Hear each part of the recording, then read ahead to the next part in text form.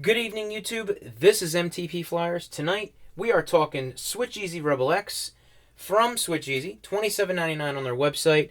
And unfortunately, I think I might have more bad to say about this than good. So let's just go ahead and get into these problems that I have with the case, and we'll go from there. You guys know that SwitchEasy has had a great track record when it's come to cases, but unfortunately, I don't think they've even hit a single with this. And I know that's bad, and I usually don't tear apart SwitchEasy, but I just don't think this case is something that people are going to want to buy. The initial feeling I got from people was they didn't like the case. Now, let's go into the good things. I could just tell you guys, I think the design is unique. You definitely got to change it up. You can't always go with the same thing. Now, they did change it up a little bit with the Rebels, going with more of a solid frame around the edge. I think they probably should have stuck with that on this one, but they did want to change it up a little bit, and I can understand why. But there are some design flaws that I do see with that. So the next thing is protection. Definitely going to offer a lot of protection. You got two 30-pin dock connectors, covers, and two headphone jack ports. Only problem is, like me, I misplaced them. I don't think I lost them. I've just misplaced them. So they're around here somewhere. You get your covers if you want to plug it into your radio. You get your microfiber, the install, you get two screen shields. You can't go wrong with that. They definitely offer the best accessories when it comes to a case itself. The price being $27.99, like I said, you get two-piece cases from other people, other companies. They're going to be in the $30 to $40 range. I think they're right in the middle. I don't think it's exactly the least expensive case you're going to get and be happy with, but it's definitely a good price if everything hits a home run. Let's just put it that way. Lay on the table, always very important with me when you're using your phone. I don't know if it is with anybody else, but it definitely is with me. And you can easily place that down, not worry about it hitting your screen itself. And one thing that was a problem with some of the other Rebel cases they had was wobbling when you placed it down.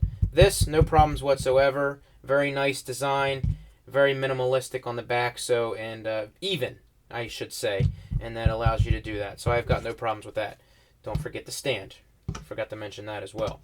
So those are the good things about the case, things that you're looking for. Protection, lay on the table, I guess is part of that protection, and, just something nice. But now on to the bad. And like I said, I'm not going to be horrible about this, but I do have to point it out because I do feel like it needs to be pointed out. First things first, the flashback on this case is atrocious in low light. And I'll show you guys here. It's just not good.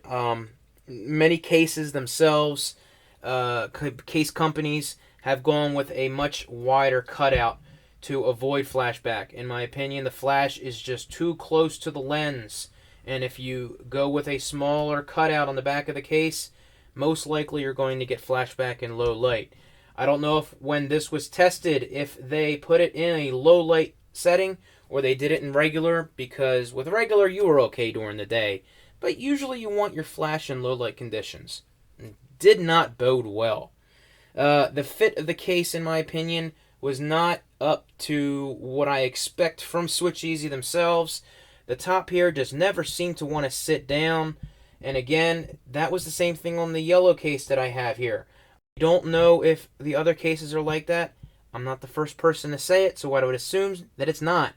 The X design around the side of the case here, which I think leads to the issue here, I always felt like it was popping off when you're using the phone itself because it was just a little flimsy when you're using it. It doesn't affect the way when you're using the case or touching the screen, but I felt with the minimal lay on the table that they do offer, not like their other cases, I felt like it was sliding off, in turn pushing off the X-frame and allowing it to slide off, and then me having to just constantly make sure it was on. So if you got to keep trying to make sure your case is on, not good.